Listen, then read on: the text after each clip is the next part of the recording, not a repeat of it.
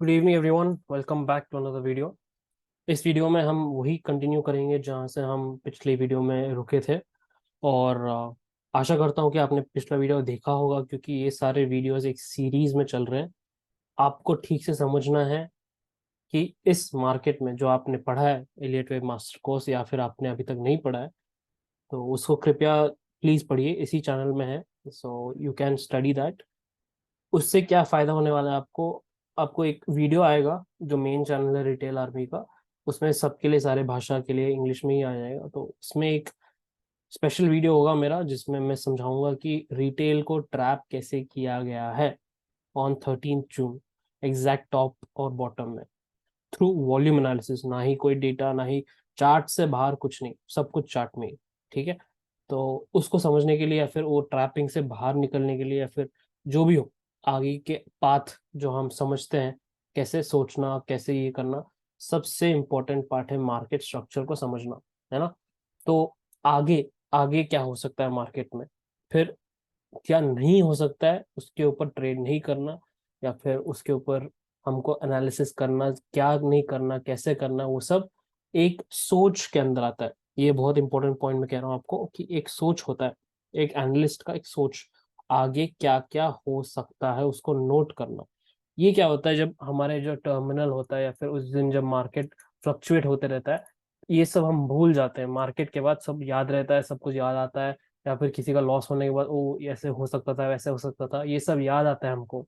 But market के time पे हमको एकदम बिना कुछ सोचे समझे, ना ना ही वो क्या बोलते हैं, फियर और ग्रीड के बिना हम मार्केट को देखे, वो उसके लिए मैच्योरिटी होती है, वो टाइम लगेगा। पर अभी प्लीज पिछला वीडियो जाके देखिएगा, क्योंकि उससे ही हम कंटिन्यू करने वाले हैं आगे। तो ये वीडियो मैं ट्राई करूंगा शॉर्ट रखने का, क्योंकि एक लंबा वीडियो आएगा जो पॉसिबली मेन वीडियो होगा, मेन चैनल में आएगा। तो अभी के लिए फिलहाल, पिछली बार हम कहाँ रुके थे, हमने एनालिसिस किया था 22,645 से, है ना। From this level we started, इस लेवल से हमने स्टार्ट किया था एनालिसिस। और हमको देखना था कि यहाँ पे एक वेव 4 खत्म हो रहा था, और अगला वेव 5, या फिर कोई ना कोई वेव 4 यहाँ पे खत्म हो चुका था 206 लेवल पे, 23,206 लेवल पे। और यहाँ से वेव 5 के बाद हम प्लान कर रहे थे यहाँ से नीचे गिरने के लिए। तो आप अगर इंस्टाग्राम में, सॉरी इंस्टाग्राम में, टेलीग्राम में आप जुड़े हुए हैं, तो आपको जो रेगुलर अपडेट्स मिल रहा है। तो मैंने कहा था, एक सेटअप और एक प्लान बताया था आपको, कि ये मैं करने वाला हूँ, उस पे क्यों गया मैं, और क्या क्या हो सकता है उसके दौरान, और उसका ऑल्टरनेट प्लान क्या है ना। उसका वो नहीं हुआ तो दूसरा क्या प्लान है, उसके वजह आपको समझनी पड़ेंगी, क्योंकि ये आपको हेल्प करेगा आगे जाके। ऑलराइट। तो पिछली बार हम रुके थे यहाँ पे, इस पॉइंट पे, जो हमारा ये गिरावट आई थी मार्केट में। तो एक काम करता हूँ, मैं आपको एक फीचर दिखाता हूँ रिप्ले का, है ना। ये बहुत अच्छा फीचर है ट्रेडिंग व्यू में। तो यू कैन, एक मार्केट को लाइव फॉरवर्ड टेस्टिंग करने में बहुत आपको हेल्प करता है, या फिर आप किसी चीज की बैक टेस्टिंग या फिर फॉरवर्ड टेस्टिंग जो भी करो, आप एक साल पहले भी जा सकते हो और वापस सारे वेव्स पढ़ सकते हो, जैसे कि लाइव मार्केट में हो रहा है ना। जो वीकेंड में जिसको टाइम मिलता है वैसे कर सकता है। ये बहुत अच्छा फीचर, शायद प्रीमियम में होगा। तो वैसे एक इम्पोर्टेंट नहीं है उतना, बट अगर होता है तो किसी के पास, उसको लर्निंग करने में बहुत जल्दी हो सकती है। तो अभी इस स्ट्रक्चर में क्या था हमारा पिछला एनालिसिस, कि यहाँ से, है ना, यहाँ पे हम क्या वेट कर रहे थे, कि ये एक ए वेव हो गया, दिस वाज द पहला, फर्स्ट पॉसिबिलिटी, है ना। फर्स्ट पॉसिबिलिटी में क्या, ये एक ए वेव हो गया, यहाँ से मार्केट एक बी वेव बना रहा है, और जो गिरा मार्केट यहाँ पे। तो हमारे लिए क्या चाहिए था, हमको एक 78 to 1x का जोन था यहाँ पे। अगर ये मार्केट यहाँ से आके बाउंस करता है, तो ये एक हमारा सी वेव हो गया, और ये पूरा हो गया हमारा एक irregular flat pattern. Irregular flat pattern से पहले जब मार्केट ने एक तेजी दी थी, इसके बाद वापस तेजी देगा मार्केट, ये हमको पहले से ही पता है। कहाँ पे पढ़ा है हमने, एलियट वे मास्टर कोर्स में पूरा का पूरा डिटेल दिया है विथ कैलकुलेशन, कैसे करना है हमको। ओके। तो क्या हुआ मार्केट में, वो पहले जानने से पहले एक बार मेजरमेंट्स ले लेते हैं 78 जोन का। चलो यहाँ पे आ गया आपका 78x। वापस कह रहा हूँ आपको, मार्क नहीं करना आता या फिर ये सोचना नहीं आती, या फिर आप पहली बार देख रहे हो वीडियो, आपको पूरा का पूरा डिटेल में समझ में आएगा। आप पहले आप पिछला वीडियो देखिएगा और उसके बाद आप एक बार एलियट वेव मास्टर कोर्स के बेसिक्स लर्न कर लीजिएगा। ओके, तो ये हो गया पहला पॉसिबिलिटी हमारे पास कि ये मार्केट ऐसे कर सकता है और यहाँ से हमको एक बाउंस, है ना। दूसरा दूसरा क्या था, अगर मार्केट यहाँ आए बिना, यहाँ पे आए बिना मार्केट डायरेक्टली ऊपर चले जाता है तो क्या फिर। तो वहां पे हमारे पास ये था कि मार्केट यहाँ पे एक एंडिंग डायगोनल पैटर्न बना सकता था। और क्यों एंडिंग डायगोनल पैटर्न, क्योंकि यहाँ पे जो हमारा वेव है 22,265, सॉरी 645, सो 22,645, है ना, यहाँ से जो स्टार्ट हुआ था, यहाँ पे बहुत साफ दिखाई दे रहा है कि यहाँ पे एक 1 2 3 4 पैटर्न, 1 2 थर्ड वेव, फोर्थ और फिफ्थ, है ना, एक ऐसा बनना है। बट हमको अभी ये नहीं पता, हमको ये नहीं पता कि ये वेव 4 है या फिर वेव 3.4, क्योंकि यहाँ पे ना ही कोई रिट्रेसमेंट आया। यहाँ से अगर वेव स्टार्ट हुआ है वेव 3, पहली बार एक बार भी 38% का रिट्रेसमेंट नहीं आया है मार्केट। ये पहला रिट्रेसमेंट है 28% का, है ना, 28% का पहला रिट्रेसमेंट है। इससे पहले कभी नहीं आया है मार्केट में रिट्रेसमेंट। तो ये शायद 3.4 भी हो सकता है। तो अभी के लिए हम मान के चल रहे हैं ये कोई ना कोई फोर्थ वेव है यहाँ पे, और आगे का फिफ्थ आना है। तो यहाँ पे हो सकता था और यहाँ पे भी, कहीं पे भी, है ना। तो अगर यहाँ पे होता तो दूसरा क्या पॉसिबिलिटी था, पहले ये वाला हो गया, है ना। दूसरा क्या है कि ये एक एंडिंग डायगोनल पैटर्न बनाए फिफ्थ वेव का। ओके, और फिफ्थ वेव का मिनिमम रिक्वायरमेंट क्या है हमारे पास, कि ये 38% ऊपर जाके टेस्ट किया। अगेन सारे वेव्स, सारे के मेजरमेंट्स, मिनिमम रिक्वायरमेंट कहाँ तक आना है, कहाँ नहीं जाना, सब कुछ एलियट वेव मास्टर कोर्स में डिस्कस कर लिया है। आप उसको वापस जाके रिवाइज कीजिएगा। सो यहाँ पे बहुत सिंपल है कि हमको पता है 490 तक आना ही है, क्योंकि हमने यहाँ से लिया है। तो पहले हम मान के चल रहे हैं कि यहाँ पे एक 3.4 बन रहा है, हम डायरेक्टली 4 का नहीं सोच रहे, 3.4 का सोच रहे हैं। यहाँ पे इन दोनों में से कहीं भी बन सकता था। अगेन इस वीडियो में आपको मैं स्पून फीड नहीं कर रहा हूँ, मैं आपको दिखा रहा हूँ कि सोचना कैसा है। ये अगर आपने सीख लिया ना तो आगे का आप सब कुछ डिकोड कर सकते हो। एक बार ये सीख लीजिए बस। ओके, तो यहाँ पे क्या हुआ है, आपको पहले से पता है, एक एंडिंग डायगोनल पैटर्न जो आता है, जो फिफ्थ वेव में दिखाई देता है, एंडिंग डायगोनल पैटर्न। सपोज ये हमने ए, बी, सी, डी और ई ले लिया, तो हर वेव पिछले वेव से, सपोज यहाँ पे तेजी का वेव ए है, सी है और ई है, तो हर वेव जो आता है उसके पिछले वेव से छोटा होना चाहिए। सपोज यहाँ पे डी पे करेक्शन आया है और यहाँ पे बी पे करेक्शन आया है ना, तो ये करेक्शन भी जो डी वेव है इससे छोटा होना चाहिए, क्योंकि ये कॉन्ट्रैक्शन में जा रहा है। दूसरा है एक एक्सपैंडिंग वाला, वो कभी जब आएगा मार्केट में डिस्कस करते हैं, बट फिलहाल अभी कॉन्ट्रैक्टिंग डायगोनल का पहले से हमको अंदाज होना चाहिए। क्यों, क्योंकि यहाँ पे एक थ्री वे पैटर्न दिख रहा है और ये काफी डीप आ चुका है, और ये भी एक 15 मिनट में, चलो 5 मिनट टाइम फ्रेम पे चले जाते हैं, तो ये भी एक थ्री वेव के स्ट्रक्चर में आ रहा था मार्केट ऐसे। ओके, इतना पता है हमको। यहाँ पे ए हो सकता है, ये मैंने मार्क किया था, क्यों पूरा का पूरा ए, और बी सी डी ई, मैंने ये क्यों मार्क किया, ये सवाल इंपॉर्टेंट है कि पहला का पूरा पूरा वेव ए क्यों मार्क किया, ये ऐसे क्यों नहीं किया। ये सब पिछली वीडियो में डिस्कस कर चुका हूँ, फिर भी आपको याद दिलाता हूँ।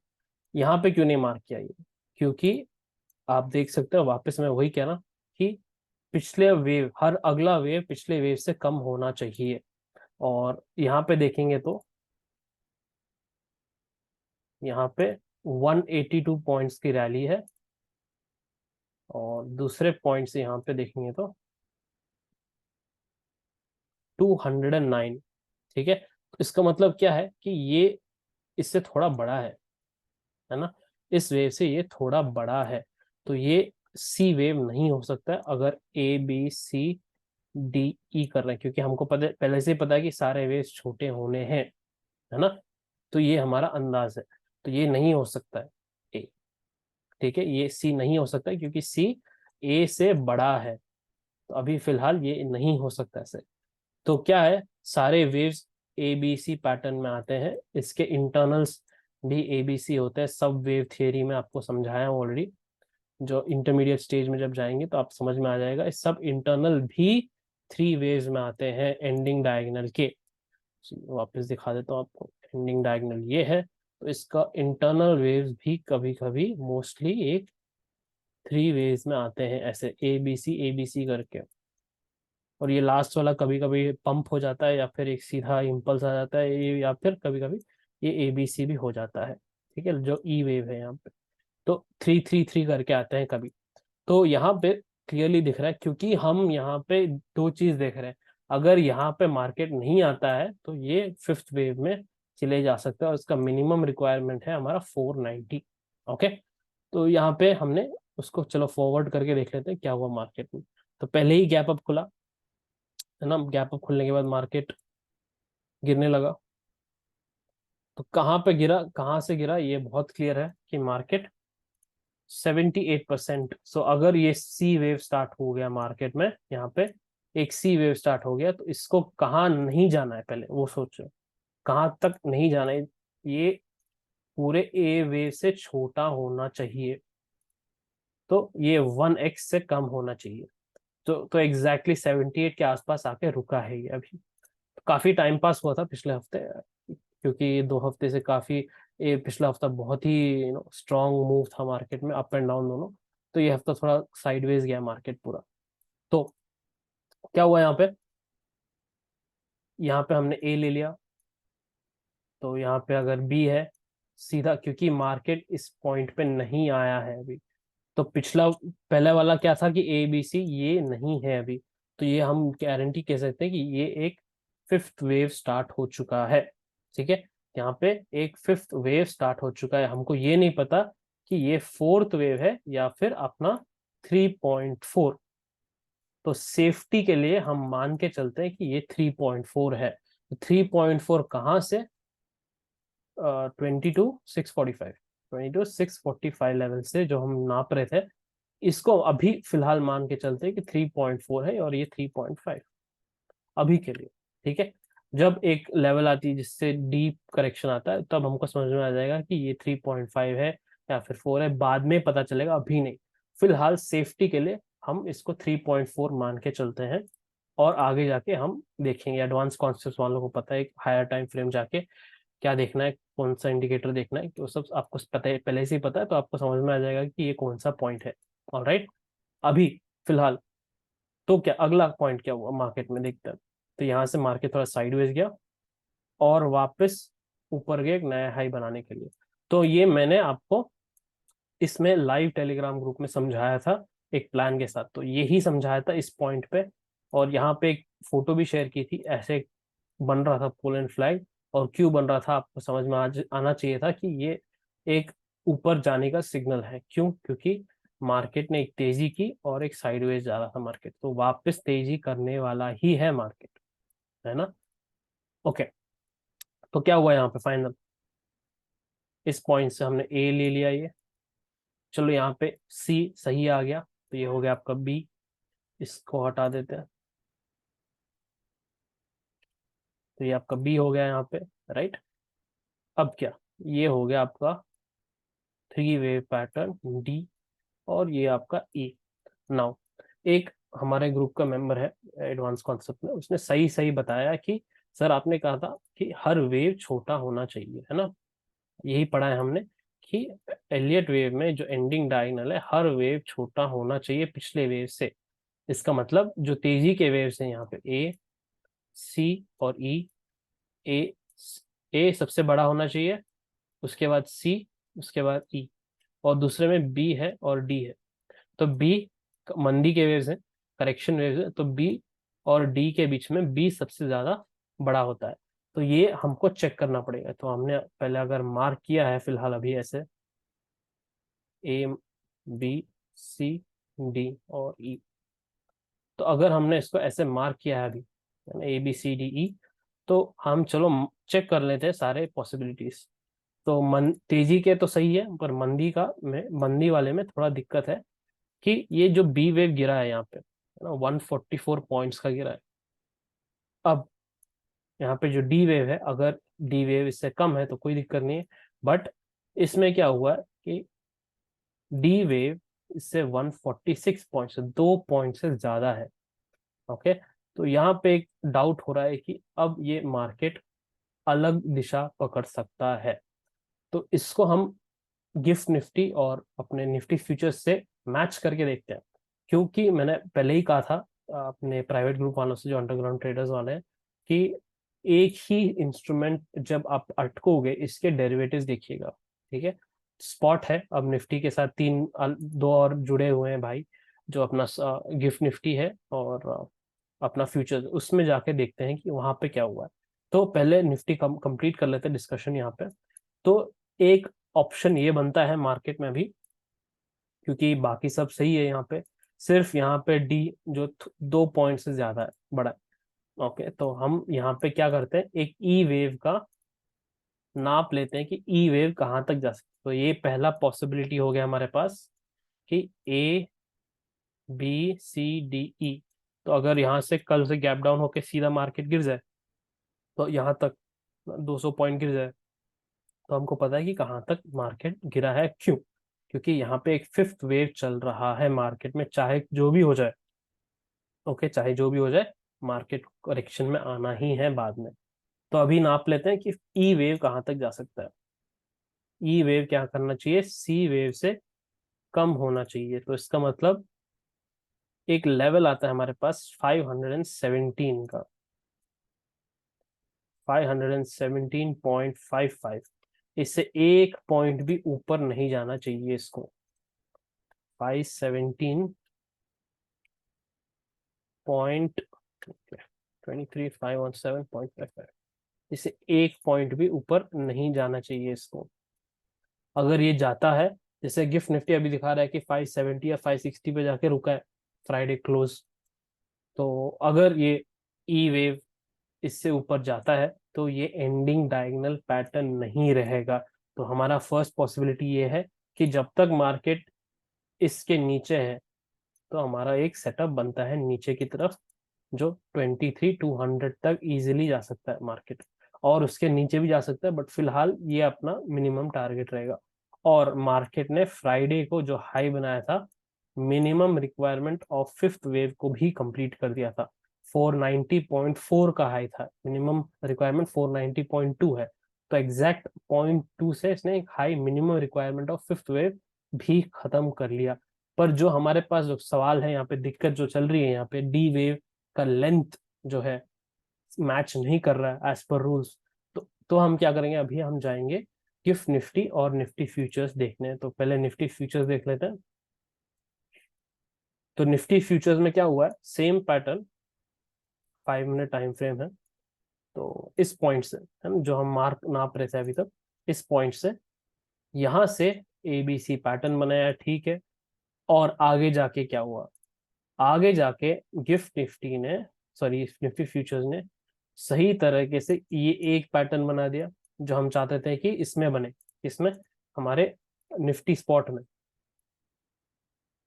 इसको नाप लेते हैं इरेगुलर पैटर्न वाला। आप देख सकते हैं कि ये एग्जैक्ट वही जोन में 78 to 1x के जोन में आके रुका है मार्केट। ओके, तो इस पॉइंट से इसने बाउंस किया, तो ये अच्छी बात है। तो ये एक पॉसिबिलिटी हो गया कि यहाँ पे एक इरेगुलर फोर्थ बना है, और यहाँ पे 5.1, 5.2, 5.1, 5.2 और एक नया 5.3 वेव के लिए हम जा रहे हैं। ये एक पॉसिबिलिटी हो गया। दूसरा क्या है पॉसिबिलिटी यहाँ पे, तो यहाँ पे क्या बन रहा है, मल्टीपल आइडियाज आ रहे हैं हमारे पास। दूसरा क्या है कि यहाँ पे इसने एक लीडिंग डायगोनल बनाया है। क्या? तो यहाँ पे इसने फोर्थ वेव खत्म करके, कोई भी फोर, 3.4 या 4 जो भी हो, और एक लीडिंग डायगोनल बनाया है 5.1 का। अब ये 5.2 हो गया, 5.3 चल रहा है मार्केट में। ये एक सेटअप हो गया, है ना।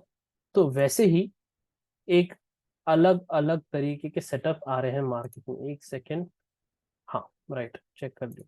तो यहाँ पे दूसरा फाइनल क्या सेटअप है कि आपका ए हो गया, ये बी हो गया, सी छोटा है, तो इसको मुझे नाप नहीं दीजिए, आई डेंट चेक, मेरे को चेक करना पड़ेगा। इसका लेंथ क्या आ रहा है, सी वेव अगर वो है A B C 144 points, okay, और ये कितना है 138, ये दिस इज ऑल्सो फाइन। तो ये अगर आपका, एक सेकंड चेक कर लेते हैं सब, अगर ये ए है बी है सी है, A B C D E 144 हो गया। ए वेव सबसे बड़ा है, कोई दिक्कत नहीं, यहाँ पे ठीक है, यहाँ पे ठीक है, ओके। तो अब क्या चेक करना है हमको, डी और बी के बीच में। तो बी वेव आ रहा है 136 पॉइंट्स, और यहाँ पे जो डी वेव आ रही है 131। तो यहाँ पे एक प्रॉपर एंडिंग डायगोनल का सेटअप बन चुका है ना। तो यहाँ पे मल्टीपल सेटअप है यहाँ पे निफ्टी फ्यूचर्स में। तो निफ्टी फ्यूचर्स को मिनिमम रिक्वायरमेंट जो चाहिए वो हो चुका है ऑल एंगल्स में, सारे एंगल्स में। निफ्टी स्पॉट में डी वेव थोड़ा सा बड़ा है, कोई दिक्कत नहीं है, 2 पॉइंट से। अब हमको देखना है कि ई वेव जो है लास्ट का बिट कहाँ तक जा सकता है, और अगर उसको क्रॉस किया तो क्या। जैसे हमारे पास निफ्टी स्पॉट में है, तो ई वेव 23,494.80 494.80 को नहीं क्रॉस कर सकता एक पॉइंट के साथ भी। 23,494.80, 0.9 भी नहीं आ सकता, ठीक है। इतना परफेक्शन चाहिए हमको, तब हमको गारंटी से कह सकते हैं कि हाँ भाई ये एलियट वेव का एंडिंग डायगोनल पैटर्न बन चुका है। ऑलराइट, तो पॉइंट यहाँ है कि ये एक लो रिस्क बन जाता है। तो अगर कोई वीकेंड पे शॉर्ट करके गया है मार्केट यहाँ पे, उसका रिस्क कितना हो गया देखिए, it is literally very less than 10 points, 10-20 points का रिस्क लेके वो बंदा। तो हाई क्या बना था फ्राइडे को, हाई बना था 90 पे, 4 पॉइंट का रिस्क। अगर वो 4 पॉइंट का रिस्क लेके शॉर्ट किया मार्केट को, सोच रहा है कि ये एंडिंग डायगोनल है, तो अगर मार्केट सुबह खुल के मंडे को ट्यूसडे को खुल के यहाँ तक आता है, तो उसके ऐश है। पॉइंट ये है, हमको समझ में आया है कि यहाँ पे मल्टीपल सेटअप है।